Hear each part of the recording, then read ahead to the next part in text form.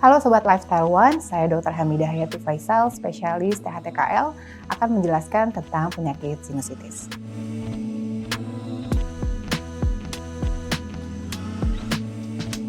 Sinusitis atau yang dalam istilah kedokteran sebenarnya disebut dengan istilah rhinosinusitis, itu adalah sebuah proses inflamasi atau radang di rongga sinus paranasal.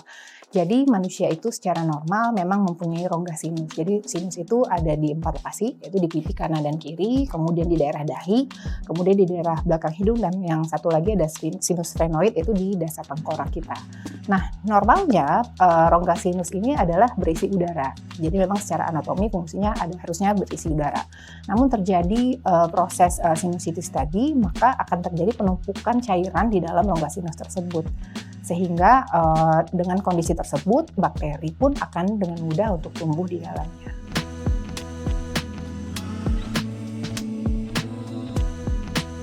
Penyebab dari sinusitis itu sendiri sebenarnya bermacam-macam, diantaranya adalah karena adanya faktor alergi, kemudian infeksi virus, dan juga adanya infeksi bakteri.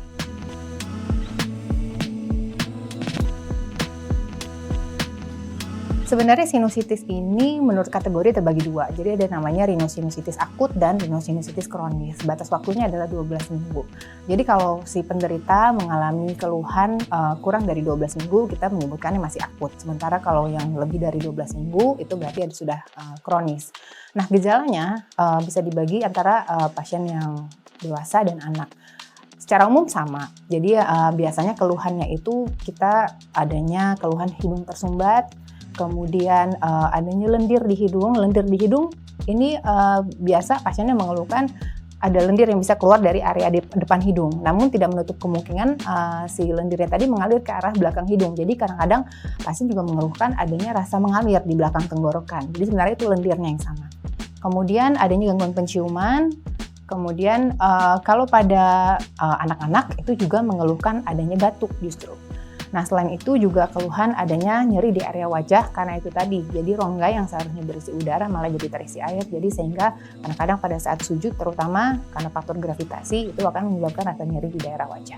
Sebenarnya kalau misalnya dia baru akut terjadi, itu akan terjadi terus-terusan. Jadi tidak hari ini pagi berasa, siang hilang. Dan biasanya tuh seharian pasti ada terasa keluhan seperti itu. Ya, kalau hidung tersumbat, kemudian lendirnya tadi. Cuman kalau nyeri wajah itu memang nggak selalu. Kadang-kadang lebih berat apabila dipicu dengan posisi kepala tadi, misalnya pada saat menunduk.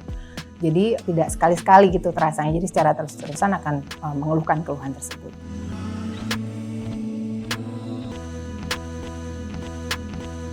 Jadi kan sebenarnya sinusitis ini tadi penyebabnya ada yang alergi, kemudian memang ada karena virus ataupun bakteri.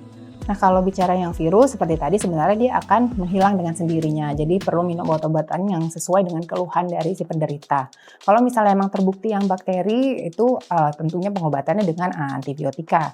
Tapi tentu sesuai dengan anjuran dari dokter. Sementara kalau untuk yang alergi, jadi sebagaimana kita ketahui kalau yang namanya penyakit alergi itu kan tidak bisa sembuh dengan menggunakan obat. Jadi biasanya dia adalah mengontrol supaya alerginya tidak berkambuh terlalu sering.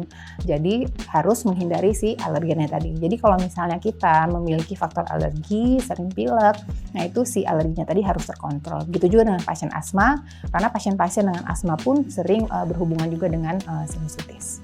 Biasanya kalau untuk pengobatan kita selalu dengan menggunakan obat-obatan secara maksimal. Jadi tidak berarti baru ketahuan seseorang itu menderita sinusitis langsung operasi. Nah, itu tidak benar ya, kecuali ada kondisi-kondisi tertentu yang memang sudah terbukti, misalnya dengan pemeriksaan CT scan dan lain sebagainya. Jadi operasi itu biasanya kalau misalnya dengan pengobatan medikamentosa itu tidak optimal, tidak membaik, biasanya kita ngambil patokan sampai 6 minggu, tidak ada perbaikan. Nah, terus kemudian perlu dilakukan CT scan dulu. Dari CT scan juga dilihat bagaimana struktur hidung bagian dalamnya, apakah ada yang harus diperbaiki supaya si sinusitisnya ini bisa menjadi membaik begitu. Jadi ada indikasi-indikasi tertentu untuk melakukan operasi. Jadi tidak harus begitu setelah didiagnosis sinusitis sudah langsung dioperasi. Nah, itu tidak benar. Sekian penjelasan saya mengenai sinusitis. Bila ada pertanyaan, silakan tulis di kolom komentar.